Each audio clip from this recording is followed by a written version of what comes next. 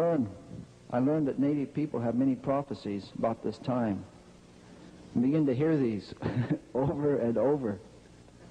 And so I kind of more or less memorized a lot of them. And what I'd like to do now is share with you some of those. You know, every day now on the TV, I hear what the elders talked about back then. Even just last night, there's a sign that's to come before the third shaking of the earth, which I'm going to get to. I'll explain what all these mean. Last night on the news, they were talking about it. We'll come up to that. They say at the beginning of each cycle of time, the Great Spirit comes down through a messenger. He makes a strong appearance upon the earth. And we are coming to an end of a cycle now. It's not the first cycle. There was a cycle of spirit.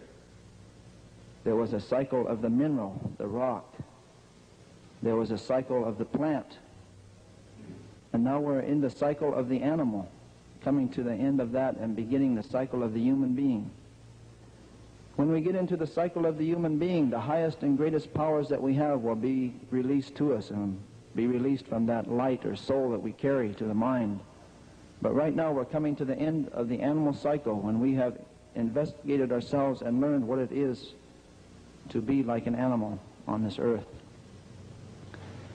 And at the beginning of this cycle of time, long ago, the Great Spirit came down and he made an appearance. He gathered the peoples of the earth together, they say, on an island that is now beneath the water. And he said to the human beings, he said, I'm going to send you to 4 directions, and over time I'm going to change you to 4 colors. But I'm going to give you some teachings, and you will call these the original teachings. And when you come back together with each other, you will share these so that you can live and have peace on earth, and a great civilization will come about. And he said, during this cycle of time, I'm going to give each of you 2 stone tablets. And he said, when I give you those stone tablets, don't cast them upon the ground. Because if any of the brothers and sisters of the 4 directions and the 4 colors cast their stone tablets on the ground, not only will the human beings have a hard time, but almost the earth itself would die. And so he gave us each a responsibility, and we call that the guardianship. And to the Indian people, the red people, he gave the guardianship of the earth. And we were to learn during this cycle of time the teachings of the earth and the plants that grow from the earth and the foods that you can eat and the herbs that are healing.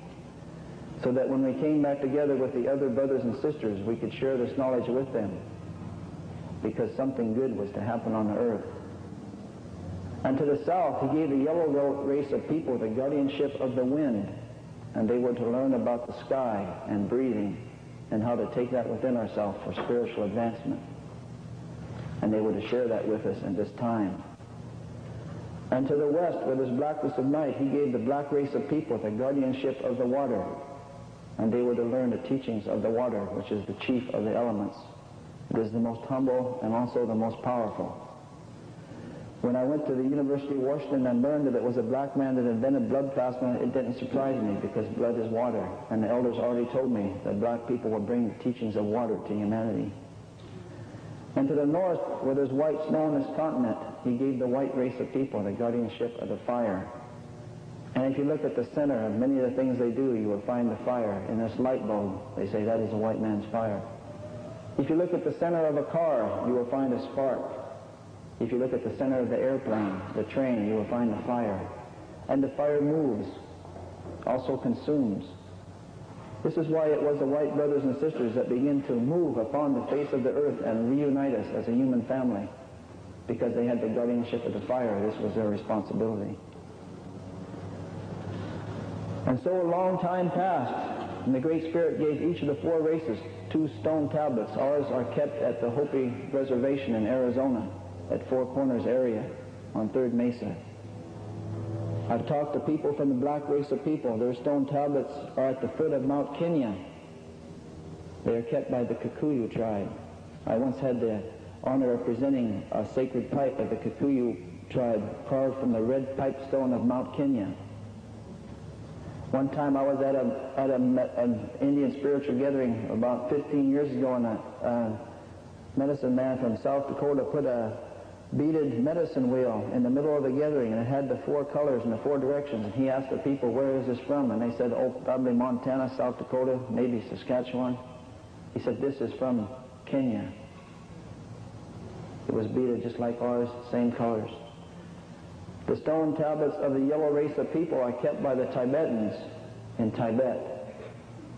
And the guardians of the traditions of the people of Europe are the Swiss. In Switzerland, they still have the mask day when each family brings out its mask. They still know the colors of their families. They still know their symbols, some of them. I went to school with some people at the University of Washington from Switzerland, and they shared this with me. Each of these four keepers happen to be people that live in the mountains. If you went straight through the Hopi reservation to the other side of the world, you would come out in Tibet. The Tibetan word for sun is the Hopi word for moon, and the Hopi word for moon is the Tibetan word for sun, because they're on the opposite sides of the world. There was some people from the yellow race of people. In 1976, because the United States was celebrating 200 years of freedom, they're having this bicentennial. Some of the Native people thought this was significant, and they carried a sacred pipe bundle from the west coast to the east coast of this land. And I particularly I was thinking last night as we were having the circle out here about this. They said that the roads of this land would either go north-south or they would go east-west. If they went north-south, we would come together as brothers and sisters. But if they went east-west, there would be destruction, and almost the earth itself would have a hard time.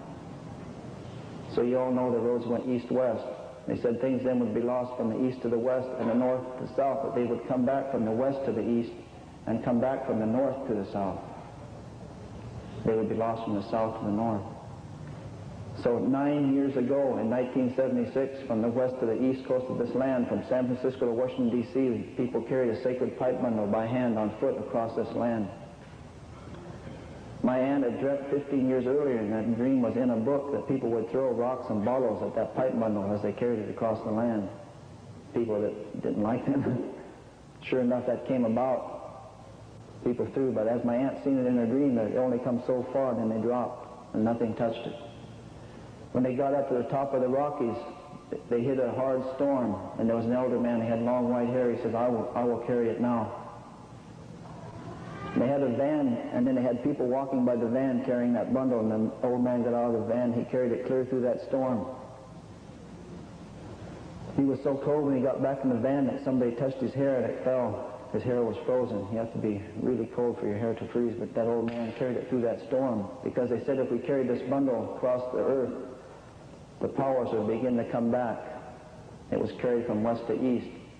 They said a spiritual fire would be lit in the north, and it would come down the northwest coast of this land, and when it gets to Puget Sound, it will go inland. I think this 9 years later is the gathering in the north myself. That's why I came here. This is it. We have the capacity to start the spiritual fire now here. The old people long ago seen it and foretold it, and I'm going to come to that. So we went through the cycle of time. Each of the four races went to their directions, and they learned their teachings. It was in Newsweek magazine not too long ago that 8 out of 10 foods that people eat on the earth were developed here in the Western Hemisphere, because that was our guardianship, to learn the teachings of the earth and the things that grow from the earth. And we were given a sacred handshake to show when we came back together as brothers and sisters that we remembered the teachings. And it was indicated on the stone tablets that the Hopis had, that the first brothers and sisters that would come back to them would come as turtles across the land. They would be human beings, but they would come as turtles. So when the time came close, the Hopis built a special village to welcome the turtles that would come across the land, and they got up in the morning and looked out at sunrise, and they looked out across the desert and they saw the Spanish conquistadors coming covered in armor like turtles across the land. So this was them. So they went out to the Spanish man and they extended their hand, hoping for the handshake, but into the hand the Spanish man dropped a trinket. And so word spread throughout North America that it was going to be a hard time, that maybe some of the brothers and sisters had forgot the sacredness of all things, and all the human beings were going to suffer for this on the earth.